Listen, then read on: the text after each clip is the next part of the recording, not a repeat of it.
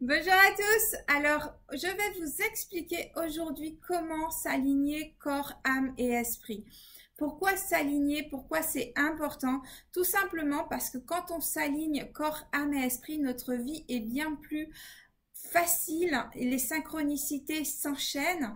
La vie est bien plus agréable de façon générale.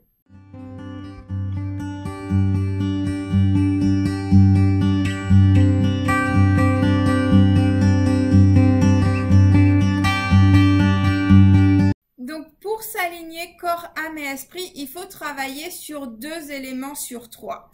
On ne peut pas travailler sur l'âme, par contre, on peut recevoir les messages de l'âme, on peut écouter son âme. Donc, pour écouter son âme, c'est justement lui demander ce qu'elle veut et non pas ce que votre ego veut. Donc, c'est interroger l'âme et donc être intuitif, donc se connecter à son intuition, se connecter avec son intérieur et pas par rapport au monde extérieur, mais se connecter vraiment avec sa joie, sa passion. Et là, quand vous serez dans la joie et la passion, vous saurez d'office que vous êtes connecté avec votre âme. Ensuite, nous avons à travailler sur 2 éléments bien spécifiques.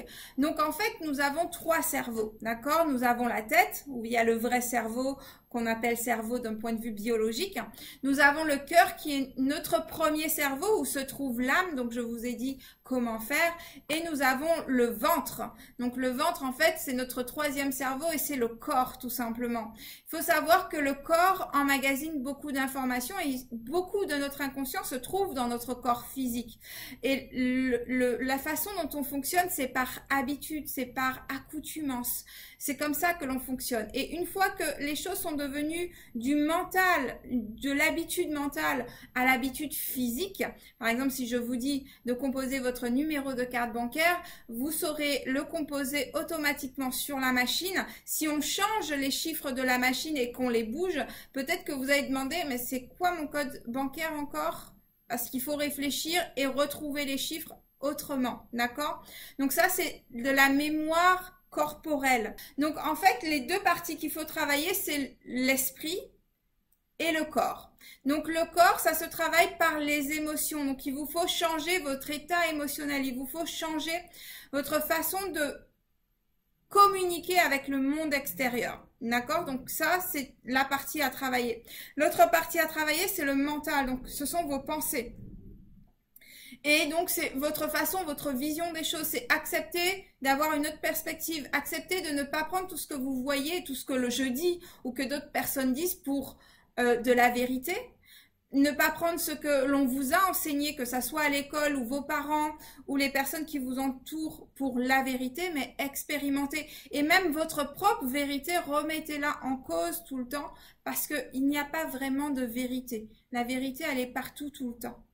Donc voilà, donc travaillez sur le mental, changez vos pensées, changez vos perspectives, apprenez à voir différemment, apprenez à ouvrir votre esprit parce que j'ai constaté quelque chose quand je regarde un peu les vidéos sur YouTube en général, les personnes regardent toujours les mêmes sujets. Et en fait, alors c'est bien dans un sens où justement vous vous éduquez et vous prenez l'habitude de mémoriser quelque chose, mais apprenez à voir plus loin que le bout de votre nez, entre guillemets. Alors c'est pas négatif quand je dis ça, mais c'est vrai qu'on a cette tendance, et même moi ça m'arrive, et justement plus on est dans le connu, moins on avance.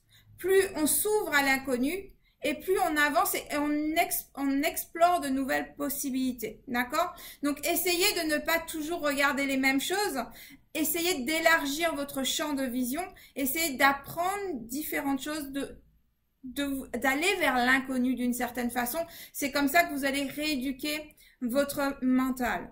Et la dernière chose, c'est le corps physique, donc lui donner de nouvelles habitudes et vous pouvez transformer votre corps physique sur le point de vue émotionnel. Et quand vous transformez d'un point de vue émotionnel plus vos pensées, votre corps physique va prendre une nouvelle j'allais dire apparence, c'est pas tout à fait apparence, mais c'est presque ça. D'un point de vue énergétique, c'est une autre apparence, effectivement. Et donc, quand vous aurez transformé donc vos pensées et vos émotions, votre corps physique va intégrer de nouvelles données, de nouvelles façons de fonctionner. Donc, vous pourrez de cette façon changer pas mal de choses et donc vous aligner corps, âme et esprit. Mais demandez-vous où est votre joie tout le temps, explorez de nouvelles choses et travaillez sur vos émotions et vous allez voir que vous allez être beaucoup plus en alignement et créer plus de synchronicité de la sorte.